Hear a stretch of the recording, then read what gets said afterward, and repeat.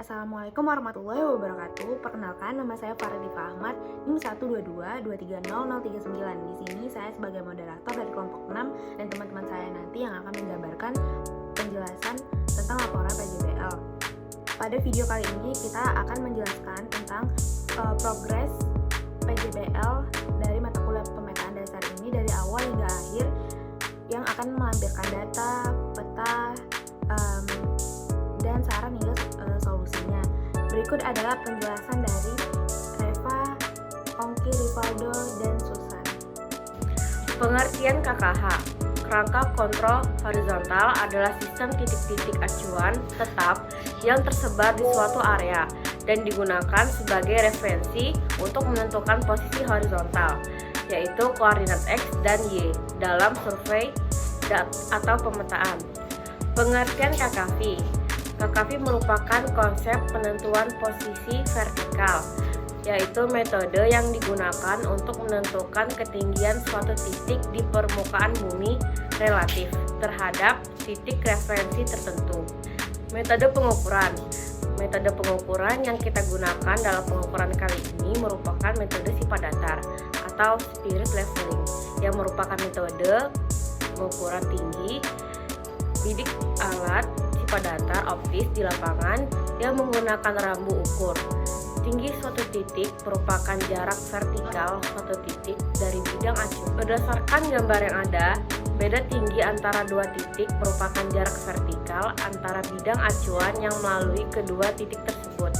Dan rumus untuk menghitung posisi vertikal titik adalah delta H AB sama dengan HB dikurang HA, atau HB sama dengan HA ditambah delta HAB. Perhitungan Bowditch.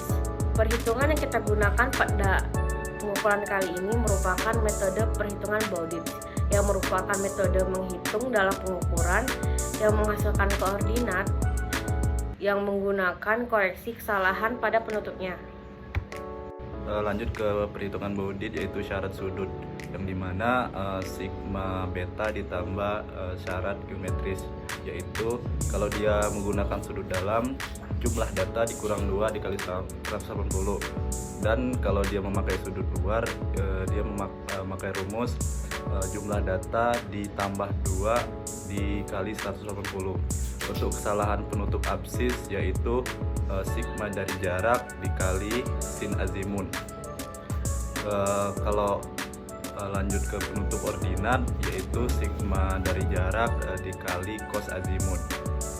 Lanjut ke kesalahan penutup sudut Fs, yaitu jumlah sudut dikurang syarat sudut dibagi jumlah jarak. Lanjut alat pengukuran yang digunakan dalam pengukuran KKH dan detail, yaitu menggunakan teodolit, statif, rambu ukur, dan yang lainnya. Masuk ke data hasil pengukuran, yang ini ialah data sudut horizontal, ini sudut vertikal, dan ini bacaan benangnya yang dimana menghasilkan jarak. Terus ini ialah data Bowditch, yang dimana berisikan sudut azimut, sudut terukur, kesalahan absis, kesalahan ordinat, absis terkoreksi, ordinat terkoreksi, dan terakhir ialah koordinat X dan Y. Selanjutnya, dari hasil data pengukuran waterpass, yang dimana yang didapatkan itu dari selek tinggi dan juga bacaan benang, ada BA, BT, BB, dan juga jarak, sehingga bisa didapatkan beda tinggi, koreksi, dan juga tinggi titik. Selanjutnya di pengolahan data KKV, yang dimana itu di tiap titik menghasilkan delta H pergi dan delta H pulang, delta H rata-rata, selisih, jarak, koreksi, dan juga tinggi titik, yang dimana pada pemetaan dasar ini tinggi titiknya dimulai dari 0.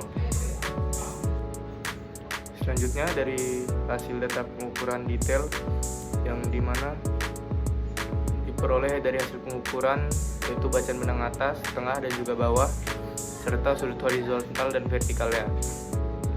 Dari pengukuran hasil detail kami itu kami mengukur ada masjid, tinggi tanah, siring, dan juga jalan. Dari hasil pengolahan data detail ini juga detail dapat dihasilkan berupa tinggi titik, X dan Y, serta untuk melakukan plotting pada kertas itu dikalikan dengan skala yang digunakan, yaitu 250. Yang selanjutnya itu adalah penggambaran lokasi pengukuran kami, itu dekat Masjid Baitul Ilmi. Yang selanjutnya ini adalah data pengukuran hasil lapangan kami, dan adapun kendala sewaktu praktikum itu yang pertama ada kondisi cuaca yang tidak mendukung yang mempengaruhi peralatan pengukuran seperti hujan dan angin kencang. Yang kedua itu ada gangguan alam yang dapat menghalangi pandangan sewaktu pembidikan rambu seperti pohon dan permukaan tanah yang tidak rata. Yang ketiga itu adalah kendala dalam teknik alat pengukuran yang menyebabkan data menjadi tidak akurat dan bahkan harus diulangi. Yang keempat itu adalah kesalahan dalam pembacaan rambu yang membuat data menjadi melenceng. Selanjutnya itu ada solusi. Yang pertama itu adalah ketika hujan kita bisa memakai payung untuk melindungi alat dan memakai jas hujan untuk melindungi diri sendiri. Yang kedua itu adalah ketika ada ranting pohon yang menghalangi sewaktu pembidikan, kita bisa mematahkan ranting tersebut. Yang ketiga itu adalah sebelum melakukan pengukuran kita harus mengecek alat terlebih dahulu. Yang keempat itu adalah ketika kita memegang rambu harus tetap tegak lurus dan tidak bergerak sewaktu pembidikan, dan pembidikan harus tetap benar dalam pembacaan ukuran tersebut. Yang terakhir itu adalah dokumentasi dari pengukuran kami. Sekian dan terima kasih.